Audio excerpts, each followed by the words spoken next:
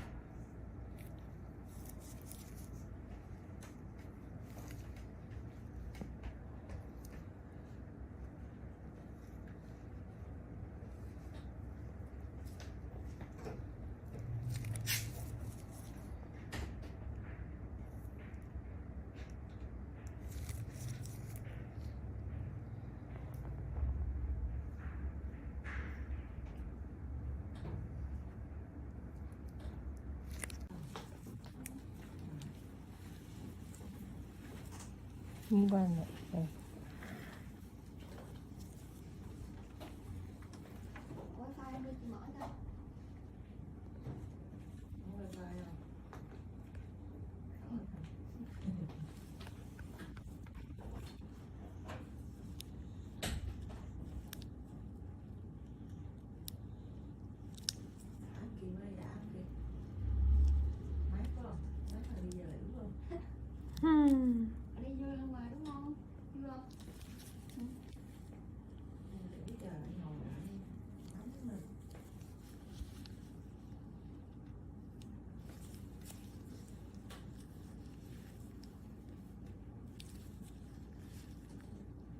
Con cục nào nhắc chị luôn nha, xử lý hết lận.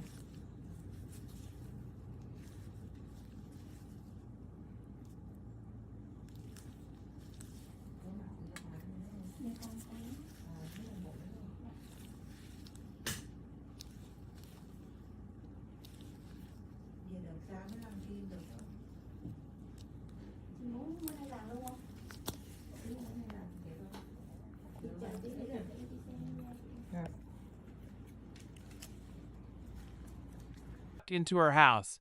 That morning, the smell of cinnamon rolls and Pine hit me like a memory. I hadn't lived. Her tree was massive, glittering with perfectly arranged ornaments, and underneath it sat a mountain of gifts stacked so high they looked like a second tree. Micah's eyes lit up when he saw the decorations, but didn't run toward the presents. Like the other kids, he just stood next to him quietly taking it.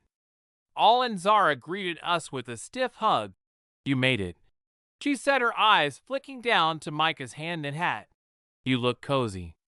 I smiled, choosing not to respond. The kids were already tearing into gifts. When we settled onto the couch, Micah sat beside him, holding the tiny wrapped socks like they were something precious. I watched as one of Zara's twins screamed with joy over the new iPhone she'd unwrapped, while the other danced around with brand new AirPods in his ears. They didn't even look at Micah. No one did except me, because I knew what was coming. I just didn't know how much it would change everything. Micah waited patiently, sitting cross-legged on the floor, while chaos erupted around him. Wrapping paper flew like confetti. Screams of excitement echoed off Zara's vaulted ceiling. Phones, tablets, designer sneakers. Her kids tore through the mountain of gifts like they were racing each other, never pausing to even read the tags. Their names were printed in bold metallic ink. Mine, of course, was written in pen on a small envelope tucked toward the back of the tree. I held Micah's gift in my hands, a reindeer socks wrapped as neatly as I could manage with a scrap of yarn tied in a crooked bow. I glanced at him.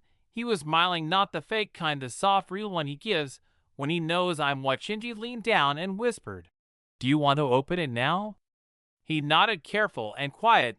He didn't rush. He pulled the yarn like it was something sacred, unfolding the paper with gentle fingers. When he saw what was inside, he didn't react with surprise or disappointment, just a warm, steady grin. "Thanks, Mom, these are cool." That's all he said, and that should have been the end of it. But it wasn't. Zara was pouring mimosas behind the kitchen island when she caught a glimpse of Wada was holding. Her voice rang out, light and sharp like glass. "Oh wow, is that a sock?" Everyone turned. Zara stepped closer, her designer heels clicking against the marble. She wasn't even trying to whisper. "Well," she said with a little shrug and a smirk, "that's all his mom can afford, I guess." A few people laughed, people down here. They're not sure if it's okay to laugh, but they do it anyway. My mother looked down into her cup. My uncle cleared his throat and shifted in his seat. No one said anything. Not really. Noon stepped in. I felt it like a wave crashing over me. Shame, heat, humiliation. My stomach twisted, my throat tightened, and Micah just sat there holding the sock in his lap like he didn't even hear her. But I knew he had. His shoulders stiffened just a little, his mouth pressed into a thin line. He blinked slowly like he was trying not to react. I moved to him, wrapped my arms around his small frame, and pulled him close. "I'm sorry," I whispered, my voice cracking. "You deserve so much more." He didn't answer at first. He just leaned into Maya's head, resting against my chest. The whole room carried on, the laughter fading into chatter, paper rustling again, boxes being opened like it had never happened, like the moment wasn't worth remembering. But I remembered. I would remember every second of it. Zara had always been this way, even as kid, competitive, critical, cruel in the kind-off way that hides behind a smile. When her life turned out perfect, or at least looked perfect, she made sure the rest of us knew where we ranked. I stayed quiet because I thought it was better that way. Thought if I didn't rise to it, she'd eventually stop. But today was different. Today she humiliated my son. She turned his kindness, his grace, into something small, something laughable. And I felt something shift in me. Micah pulled away from the hug. He stood up slowly, still holding the sock, then looked at me with eyes older than they should have been. He gave me the smallest nod, like he was telling me not to worry, and walked across the room toward the tree. At first no one noticed. He reached toward the back of the tree behind all the big boxes and glittery bags and pulled out a plain white envelope. He held it in both hands. As he turned around, I watched Zara watching him, that same half smile on her face, like she thought he was about to give someone a drawing or say something precocious. But there was nothing childish in his expression. He walked back over to me, placed the envelope in my lap, and said it clearly, "For every needle here, I saved up to give this to Mom. She deserves it more than anyone." And just like that, the room went completely silent. Zara's smile disappeared. The only sound was the crinkle of paper beneath Simeon's foot. Every he and Christmas morning, my son unwrapped a single sock while his cousins screamed with joy over their new iPhones. I watched him smile, soft and unbothered Ash folded the sock gently in his lap. His sister leaned across the room and said loud enough for everyone to hear, "Well, that's all his mom can afford."